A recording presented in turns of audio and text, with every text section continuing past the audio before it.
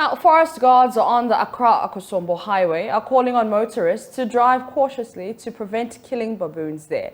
The cliffs and rocks on the shoulders of the road have served as a haven for the baboons for decades now. In recent years, however, speeding drivers who ply the road are posing a real threat and endangering the existence of the species. My colleague Latif Idris visited the area and has come through with the following report.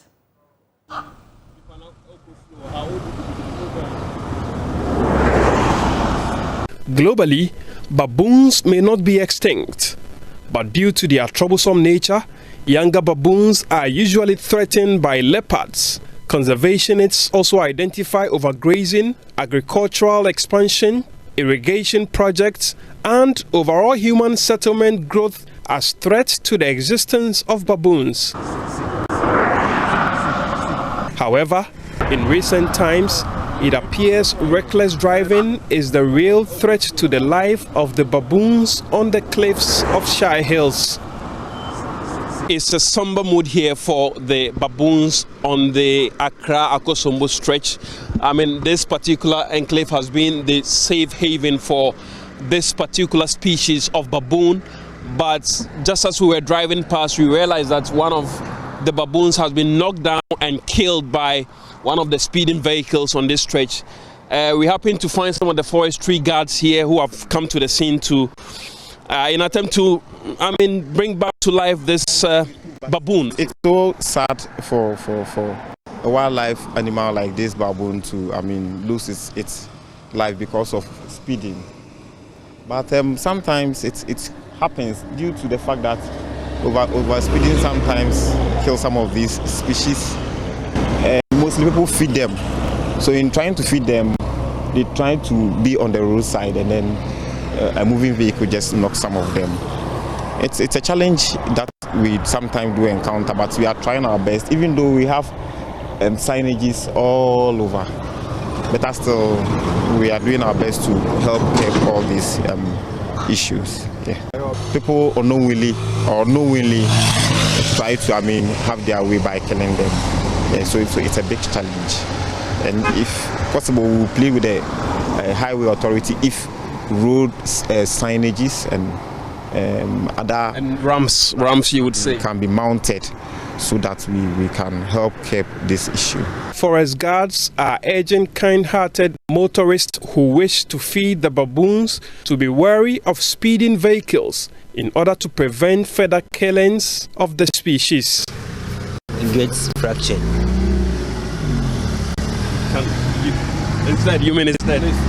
This enclave has for decades been the safe haven for baboons, but it appears that gradually it's becoming, an unfriendly environment, all because of speeding vehicles that are plying this road. That is Latif Idris's report. So what is so special about these animals requiring protection from you and I? Well, Awula Serwaa is an environmentalist, a founder and coordinator of Eco-Conscious Citizens, joining us via the phone. Good morning, madam, and thank you so much for your time. Good morning, and thank you for inviting me. Now, how worrying is the killing of baboons to you? Well, the killing of any species is worrying because it's completely unnecessary. As the previous speaker has said, there are systems we can put in place to ensure that this doesn't happen. The signage warning drivers that there are baboons around, so they should reduce the speed. You can even put speed ramps. And you can make it an offense that if you knock down the baboon, you would be fined or whatever, to encourage drivers to be careful and to be mindful of the fact that there are baboons there. Baboons are part of the ecosystem, and every species has its value. One of the values they have is that they aerate the soil, so they make it fertile. Okay. And, hello? Yeah. Every animal in the chain has its value. To digress a bit, you think of snakes as poisonous beings and things that you don't want to kill. It might interest you to know that in Australia, with the Nature Conservation Act, it's an offense to kill a snake. You can be either fined $10,000 or in 2 years, because snakes has a role to play. For instance, they can reduce the rat population. So every species has its role. That is why the good Lord made them. And ours is to protect them. We can't just take over their habitat and then drive recklessly and knock them down. We need to be mindful of our activities. So you mentioned speed ramps and fines. Signage. Signage. Okay. So I just want to, zoom into, like, for example, the speed ramps. I mean, this is a highway. That's the first thing. How feasible would this be? And the second one, fines. Who will monitor this? Well, if you have cameras there, that's one way of monitoring. Okay. I mean, at the end of the day, we need to, first of all, the realization that baboons have a role to play. And at the end of the day, they also have a habitat. Yeah. And in certain cases, we take over the habitat of different species with either buildings or agriculture or what have you. They have a right to exist. Another example I can give you, I have a contact in the UK who, in his garden, there was a fox. And at first, he was a bit irritated because a fox can cause damage. Well, Yeah. when I say damage, they can turn over things. Then he realized that the area used to be for the foxes. It's their habitat. The humans have taken over. So you need to understand that in life there's a balance between us and the animal species. But having said that, once we recognize that they also have a right to be on Earth, they also have a role to play, then it's for us to look at how best can we conserve the species.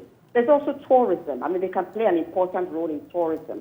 People might want to come and see them and so on and so forth. So that can be one area of earning an income through tourism. But to come back to your question, which is a very important one, it's for us to go back to the drawing room and say that how feasible is it to have speed runs?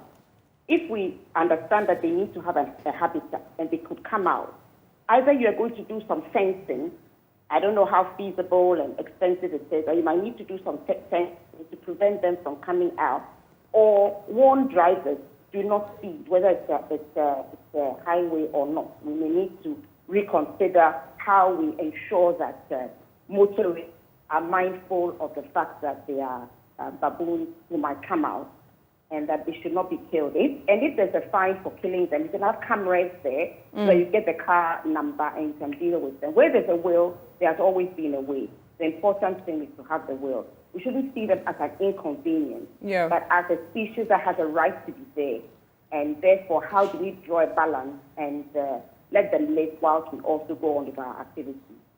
And I get what you're saying, that they do have a right to be there, which is all great and stuff. But have we ever thought, what about relocation? If we think about relocation, would that cause any harm to the environment? Or relocation is out of the question? Relocation is a very interesting one. Even when we ask human beings to relocate from a place where they've got ties to, they've been there for a very long time, we find out that they have problems with them. I mean, like you rightly said, what we need to do is to go to the drawing room. Once we understand that they have a right to be there, and that a balance must be found, then yes, if you think that there's a place where there's a vast land and it's a place where it can be, because they are where they are, because sometimes it's best for their health and their growth and everything. There are certain persons who this is their direct field, so they will be able to properly advise on this. But even when you move them, which I'm not quite sure is the way forward in this particular case, assuming that you did, we would still continue to have problems as the populations grow and agriculture. There'll be another problem with the baboons. So we need to, first of all, agree that they have the right to be there. They were probably there before we came along. So why shouldn't we then, when I say relocate, why don't we rather put the onus on us to find a way of protecting them rather than them leaving? Because I think they were there before we came. I stand to be corrected. Right. So it's for us to then say that how do we continue to allow motorists to use the road, knowing that the baboons may come out, and to ensure that they are protected. We can maybe put a speed limit. You don't have to speed because on this particular stretch, you know that the baboons might come. And as I said, apart from the function they provide, they can also help with tourism, which can bring much needed income to this country so that we can move away from mining, community mining, which is poisoning our waters, and start realizing that there are other areas we can get an income from. All right, thank you very much. That is founder and coordinator of Eco-Conscious Citizens and an environmentalist, Awula Serwaa.